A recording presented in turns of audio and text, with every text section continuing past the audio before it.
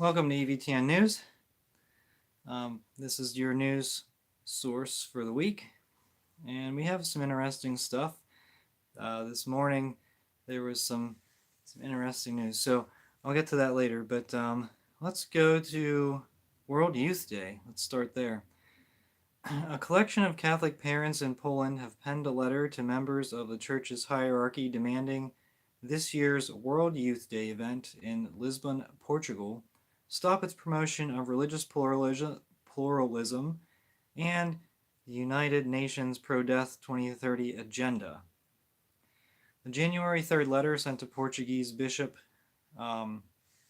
Americo Manuel Alves Aguilar, the head of the 2023 World Youth Day Lisbon Organizing Committee, and pro-LMNOP Cardinal Kevin Farrell, head of the Dicastery for Laity, Family, and Life, begins with a request by parents of young people planning to attend World Youth Day 2023 to have the event's sustainability commitment to the United Nations Agenda 2030 and its corresponding sustainable development goals removed as a guiding element.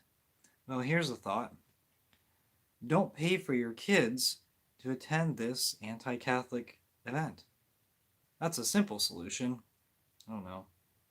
I'm kind of a simple person. That's just sort of what it comes down to. I mean, I know that they're frustrated about it, and you can write a letter, but do you think they care what you do you think they care what you think? Serious question. The modernists, do you think they care? All right. Next story. Anglicans they're considering a gender-neutral God. So, I don't know. Prominent forces within the Church of England want to abandon the gospel in favor of referring to God in a gender-neutral manner. Well, so you may be asking, why do we care what heretics do? Well, Pope Francis just took a trip to Africa with the Anglican fake bishop Justin Welby to promote the ideals of the United Nations. It turns out Pope Francis has a lot in common with this Anglican bishop. They agree on most things. And plus, Pope Francis already changed the Our Father. Is there anything stopping him from changing it again? I think it's a fair question to ask. In a document released by an FBI whistleblower, indicates the agency plans to intensify its assessment and mitigation of radical traditionalist Catholics over the next 12 to 24 months due to alleged concerns that so-called white nationalists are increasingly making common cause online with attendees of the Latin Mass. I don't care. Now, hold that thought, because the FBI ended up rescinding the memo. I don't necessarily buy it. I mean, I don't buy that they rescinded it, but I don't know. It might be a real story. It might be a fake story, but I think it's kind of funny. Like, reading through it, I think some of this stuff is kind of funny. You might find it entertaining. Since the publication of the story, the FBI has released a statement retracting the memo that was released to the public. In general, the report showed an above-average understanding of various pro-Latin Mass communities in the Church, including the FSSP, SSPX, the SSPX Resistance, which is, I think, Bishop Williamson's group, as well as Sedevacantists groups. It notes that the FSSP and SSPX have houses of worship in the Richmond, Virginia area, so it was particularly focusing on Richmond, Virginia. The memo, okay, so let's talk about this for a second. So, SSPX Resistance doesn't really have a lot of people, and neither does Sedevacantist groups. They're all kind of scattered. So, I don't know. But we know the government targets Catholics, at least not the fake ones, the real ones. Not the Biden Catholics. They don't care about them because they're communists, and they do whatever the government tells them. as long as the government is pro-communist. You get it. The memo identifies 9 traditional Catholic organizations allegedly guilty of promoting this ideology. RTC, Radical Traditionalist Catholic Ideology. So here are some organizations. See if you follow any of these. Catholic Family News, The Remnant, the Fatima Center, Tradition in Action, Slaves of the Immaculate Heart of Mary, Culture Wars, in the spirit of Chartres, Christ or Chaos, and Catholic Apologetics International. Now, Culture Wars, it's interesting. E. Michael Jones is not a supporter of the Latin Mass, and in fact, he is opposed to the SSPX.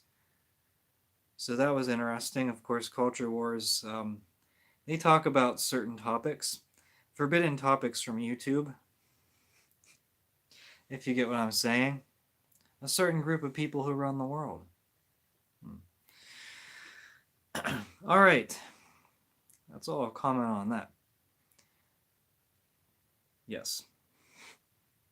All right, so the Diocese of Pittsburgh is set to implement a new policy that will require priests to seek the bishop's permission if they wish to celebrate the Novus Ordo ad Orientem. So basically, you need a permission slip to say a reverent Novus Ordo, or so-called, or as it says, so-called. Let's see here. Let me get back to this. A draft letter on the subject was obtained by the Pillar, which was circulated among Pittsburgh priests. It announces a policy that sets the versus populum, which is facing the people, liturgical posture as a norm for public celebration of masses, while allowing priests to seek permission for the ad orientem posture in parishes or in other public contexts. So Zubik, Bishop Zubik, said, "I have no doubt that the intentions underlying this movement are good. However, we need to be vigilant in guarding against the mistakes made in the past when implementing liturgical developments." Wait, what? What's a liturgical development? A new liturgy? That's a liturgical development? Implementing liturgical developments. Is it a liturgical development to do what was done in the past?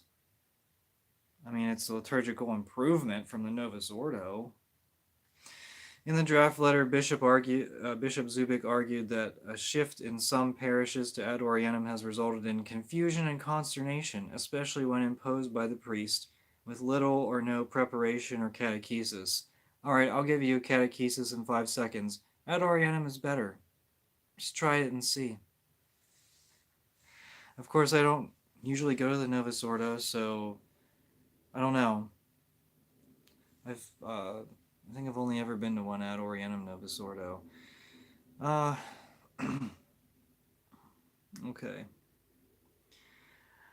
But going back to Bishop Zubik's, we need to be vigilant in guarding against the mistakes made in the past when implementing liturgical developments. I have no doubt these intentions underlying the movement are good. What about the intentions underlying you closing parishes, Bishop Zubik, or how few Catholics go to Mass, or so-called Catholics? You might as well just say you got the directive from Rome. You might as well say Pope Francis told you to make this directive, because if you look, the next story is from the Archdiocese of Atlanta. They issued the Archbishop, or who is it? Archbishop Hartmeyer? Is that his name? Oh, it doesn't say. But anyway, he issued some directives. He said over the past few months, some of you have sent questions regarding the Latin Mass and Novus Ordo Masses ad orientem. Okay, so he talks about it. And it says almost exactly the same thing. He said, um, after consultation with the dicastery for divine worship and discipline of the sacraments, starting on the solemnity of the resurrection of the Lord, April 9th, so Easter, all the priests and bishops assigned or residing in the ecclesiastical jurisdiction of the Archdiocese of Atlanta that want to celebrate publicly Latin Mass, Ad Orientem, Novus Ordo, all sacraments. That's funny how they try to refer to the old rite sacraments. They always say it differently. All sacraments and sacramentals in the form previous to liturgical reform of the Second Vatican Council. All these things. Anyone who wants to celebrate that publicly must request by a formal letter permission from the Archbishop. The letter should include rationale for such celebration. Well, how about it's better? Of course, that won't get approved, right? He said, I urge you to read or reread the apostolic letter Desiderio Desideravi, liturgical formation of the people of God. Yeah, no, I'm not going to read Pope Francis's garbage, his thoughts on liturgy, because it's just not an informed, it's not an informed piece of writing.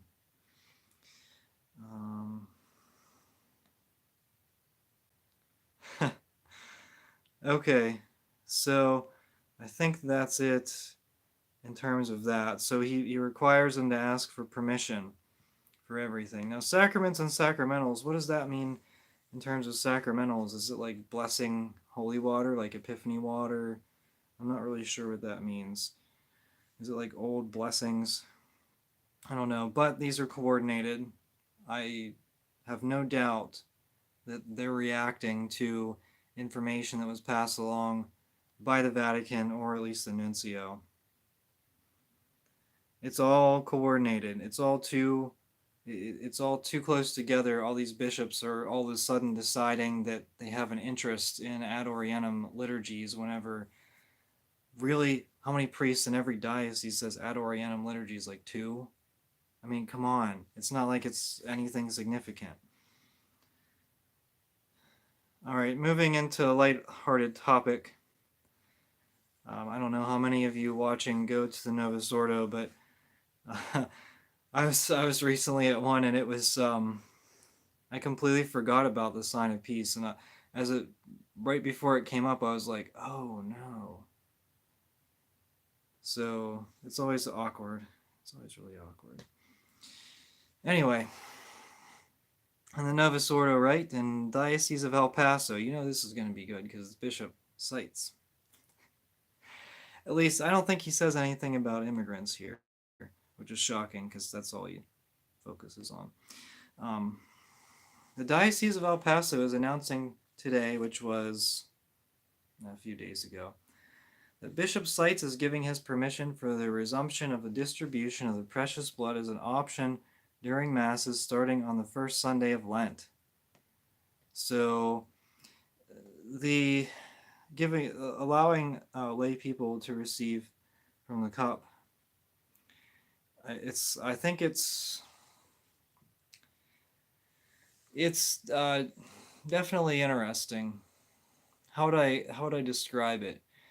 I think it creates more confusion than anything, because as Catholics believe that the Eucharist is the body, blood, soul, and divinity of Jesus. So, well, we'll get to that. He said, if there is a shortage of extraordinary ministers of communion, the distribution may only occur at limited masses with the limited number of chalices as an initial step. So, more Eucharistic ministers. Oh, okay, call up everyone, say, hey, we need active participation. Oh, yeah, go to the Latin Mass.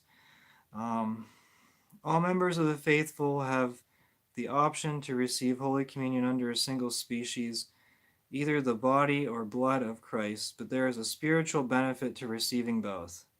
Really? Tell me more. But he doesn't. Lay members of Christ's faithful are allowed to receive communion under both species if sufficient extraordinary ministers are present. That doesn't seem like a theological idea. The custom of the faithful presenting bread and wine during the offertory should also resume at all parishes. Oh, I actually kind of forgot about that. I mean, if you don't go to the Novus Ordo, you just start forgetting, and, you know, I don't want to call it rose-colored glasses, but it's irrelevant.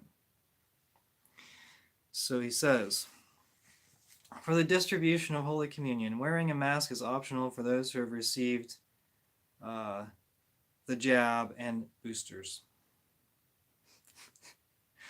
Unjabbed individuals are still asked to wear masks when in the church or other parish facilities. So, discrimination. Although we can't discriminate, what if Bishop cites, what if there is an immigrant that attends one of these masses who is unjabbed? What will you do? Will you encourage them to wear a mask? Oh, I said one of the forbidden words. Oh well, hopefully I'm not targeted. Hopefully I'll be able to get my 10 cents for this video off of YouTube. He said, we encourage all parishes to renew their training of extraordinary ministers on the proper handling and purification of the chalice and precious blood. Okay, so, you know, the FSSP, SSPX Institute, man, they must have a lot of free time on their hands because they're not doing any of this training of the Eucharistic ministers. But just you know, what's the spiritual benefit to receiving the body and blood of Christ? Lay Eucharistic ministers, that's an abuse. But if you really want to receive both, then go to the Byzantine Divine Liturgy, because you get intinction, and the priest doesn't even touch the Eucharist. The priest gives you the Eucharist in a spoon. All right.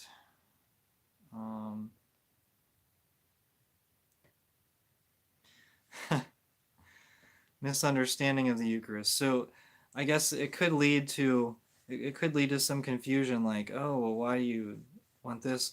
It's more like the table of plenty kind of theology, right?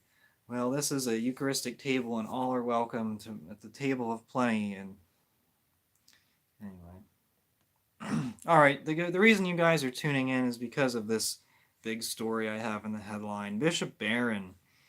So there was a tweet making its rounds this morning saying that Bishop Barron canceled the Latin Mass in his diocese.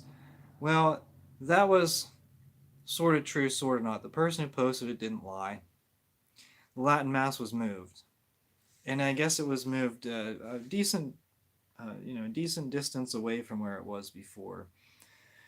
But Father Z has some information. He said, I just received an email from a priest with additional information. So this priest said, as someone who is aware of Bishop Barron's decision, the Mass was not canceled. It was moved from a parish where it was being celebrated to on a table, so a Novus Ordo table, to a college chapel. It's actually a high school chapel, where there is a high altar and altar railing. This is the chapel where high masses in the diocese are usually celebrated, and the request to move the Mass came at the request of the priest responsible for the community as a way of ensuring their stability and also closeness to the young people at it says the college, but it's a high school, who support the Mass. Barron also granted the SSPX permission to celebrate Mass and sacraments in the same chapel and assigned the priest responsible for the traditional community with the task of ensuring good relations with the SSPX. Another person sent information to him that said, for more clarification, the place that Barron moved the Latin Mass is at Our Lady of the Angels Chapel at Cotter High School. At least the photo you posted is in that chapel. Father Z had posted a photo of Latin Mass of priests and servers who are dressed in Latin Mass well, what would you say? Outfits, attire, and they're at this chapel. I think this is still a developing story, but if it's true, this is like very surprising. I mean, come on. Did you expect Bishop Barron to interact with the SSPX at all? I mean, seriously, but he's here apparently he has a decent relationship with the SSPX. He's letting them celebrate mass in the sacraments. That's why I'm a little bit skeptical of this. I don't know if it's true. Now, on the other side, Bishop Barron, maybe he's given up on the Francis Church. Maybe he realizes his best chance of advancing is not under Francis because he's not promoting he's not extensively promoting LMNOP relationships like McElroy. And you can see how quickly how quickly he rises up the ladder. He's not promoting women priests like the heretical German synodal path, the German synodal way, whatever. He's not promoting that. And so maybe he thinks his best chance is to kind of hang out for a while until there's a new pope. And because just let's be honest here, Bishop Barron is one of the more middle of the road bishops in the United States. Now that doesn't mean it's a good thing. I still think he's far on the liberal side. He certainly hasn't been necessarily supportive of traditionalists on his Word on Fire videos or statements. However, in this case, a little bit of a surprise. As a diocesan bishop, maybe your priorities are a little bit different. Maybe you see that the Latin Mass has a lot of supporters and you don't want to ruin it. I think that's a sign of a good bishop. Now, if there's heresy involved in any kind of movement and there's some people that are interested in that, then, you got to shut it down. Sort of like what happened in the 70s whenever they had those hippie masses, where they sat in a circle and held hands and, sang Kumbaya and stuff. Those should have been shut down. But they weren't. They were encouraged. And now you see what came out of it, a drastic loss of faith, because the people were able to play their popular music and make the Mass more relevant to the times. And you see that with some youth Masses, how they try to make it more relevant to the youth, and then they all end up leaving, and that's what happened with that generation in the 70s. Although they didn't leave necessarily, they're still at the church, but they don't believe in all the doctrines of the faith. So, yeah, the Bishop Barron news, if it's true, who knows? And I'm going to monitor this, and I'll report on any more information that I see, but this was a very interesting story. All right, thanks for posting in the comments. I got picked out by FBI guy, ended up being forced into the hospital, forcibly chipped and tried to commit, was saying my faith was a mental illness. They picked me out of the church. Oh boy. Oh no, I'm in Minnesota, but Seminary of SSPX only miles from him. Yeah, that's what I mean. So he has a relationship with the SSPX? That's odd. I hope the Bishop Barron story is true. Yeah, I've been to Winona, Minnesota. Bishop Barron resides miles from SSPX Seminary. It's a small town. Barron is in a bad town to go against the SSPX. Yeah, isn't there like a convent there with SSPX nuns? Yeah, that's not a great place, but it's a good place to get your Latin Mass. So it's a really interesting story. I'm even surprised to be saying it. I thought my story was going to be Bishop Barron cancels the Latin Mass in his diocese, but apparently that's not the case at all. So now he could have had 2 Latin Masses, added one, but that really would have put him in the that really would have put him in the doghouse with Pope Francis, right? I mean, he's still trying to tip his cap to the Francis Church. He does that every once in a while. But it's hard to defend. It really is. And he's gone against Pope Francis on some things. Maybe not some things that necessarily people realize, but he's gone against sort of the far left Francis Church on some occasions. Well, it's probably a good idea that the SSPX has their own bishops, because who would want a Bishop Barron doing a homily at a traditional confirmation? Hey, well, you know what? If Bishop Barron does a traditional confirmation, good on him. Any bishop who does it, who says a pontifical high mass or does traditional sacraments, we got to have some kind of support for them. I think they reach out an olive branch. You gotta try to build that community and everything. Bishop Barron has such a big name that with the next pope, as long as the next pope isn't a complete heretic, or at least an outright heretic, maybe he holds heretical ideas, but if he tries to kind of dial back from what Pope Francis has done and try to maybe allow the Latin Mass to just exist, really just try to not, completely oppose the Catholic faith. Maybe try to get rid of some of the perverts in the hierarchy. Promote bishops who, sort of kind of want to be Catholic, unlike the guys they're getting now. If the next pope is reasonable, Bishop Barron's probably going to advance pretty quickly up the hierarchy ranks. He'll probably be named a cardinal, if that's the case. Like it or not, he's a very well-known bishop. Probably in the United States, is he the most well-known bishop in the United States? I think so. Because who else would be more well-known than Barron?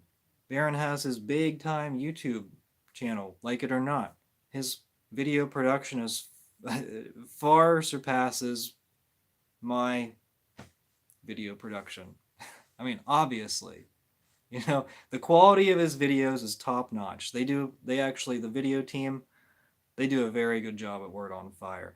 Now, the content, I don't agree with all the time. That's just how it is. And Bishop Barron, if he becomes a cardinal, that's not our decision. Like it or not. I'd rather have Cardinal Barron than Cardinal Zubik or Cardinal McElroy, Cardinal Tobin. Really, pretty much any of the cardinals in the United States. I'd rather have Barron. Sad to say. That's just how it is. That's the state we're in. And even though Barron has talked tough against the Latin Mass, I think he would be more friendly than most bishops and cardinals. I wouldn't want to say we have an ally in Bishop Barron, but I would say we don't necessarily have a bitter enemy. I don't know. Hopefully, I hope I'm right on that. Remember, Barron said Jesus is a privileged way to Ben Shapiro missing an opportunity. Yeah, I know. Yeah, that's what I mean. I'm not saying I'm a fan of Bishop Barron. What I'm saying is he's better than a lot of these other bishops, which is a low bar, but that's okay. That's okay. Okay, so what is coming up? Lent. Lent is coming up. What are you going to do for Lent? Barron's highest viewed video has that actor promoting the Latin Mass. Yeah, well, hey, he left the video up. Okay. I can see both sides. I'm going to take the middle ground on this one. I'm going to be a moderate Catholic. Right? No, come on. I'm like the prototype for being targeted by the FBI. Okay, this has been EVTN News. Let me know your thoughts in the comments. I will absolutely monitor this information to see. I don't think, honestly though, with the SSPX, if Bishop Barron is friendly with the SSPX, there will be no further information that comes out about that. Because bishops, they don't really want to talk about that. They just kind of want to do that and leave it at that. Kind of let it fly under the radar. So I don't know. I don't actually expect any more information to come out about this. What I do expect is more information to come out about the Latin Mass, where he moved it to, because I think there's a little bit of confusion on that. Some people say it's a college, but a well-informed person says it's a college, but then it's not a college, it's a high school. So why did they say it was a college? And they said about the college students going there, and then, oh, it's a high school. So then what is it? And it looks like a big basilica. Is there really a big, like, gigantic basilica at a high school?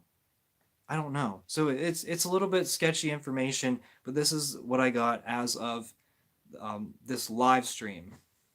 I can only go by what's on the internet because I don't know, and I can't really call there because they probably are gone for the day.